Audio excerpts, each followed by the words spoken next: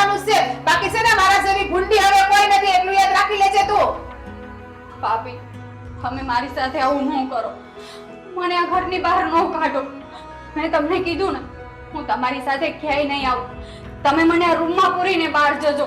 બસ હું ઘરની બહાર નહીં નીકળું. હા, રૂમમાં પૂરીને બહાર જાજો એટલે આડોશી પાડોશીને, કુટુંબનાને, તારા ભાઈને, બધાને એમ થાય ને કે સિંહાની ભાભી એના ઉપર બહુ ત્રાસ આપે છે. એને જ્યાં બહાર જાય તો ઘરમાં પૂરીને જાય છે, એને હેરાન કરે છે. એટલે તું બધાને બતાવવા હું માંગે છે?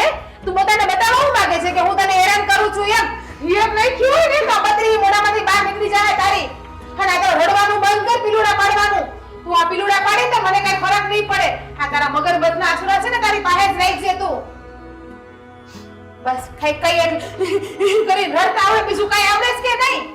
હા, એક કામ કર્યું હોત તો આ તાર માં તાર પાપા ગુજરી ગયા ત્યારે એની હારે દૂધ દવાની બાટલી પીને ઉઈ ગઈ હોત તો આજે તારો આ દિવસ જોવાનો વારો ન આવત. અને અમારી માથે તું આ બોજ બનીને રહે નહીં.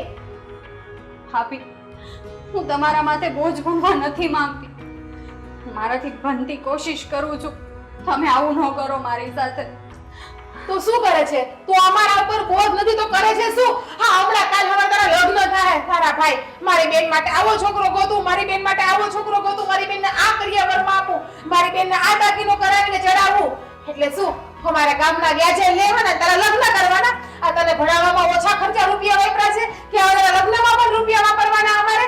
અમારી એટલી તેવડ નથી. તેના લગ્નમાં દેણું કરે, દેણુંની ભરપાઈ કરીએ અમે. અમારે પણ કાલ સવારે છોકરા થાય, અમારે એનું પણ વિચારવા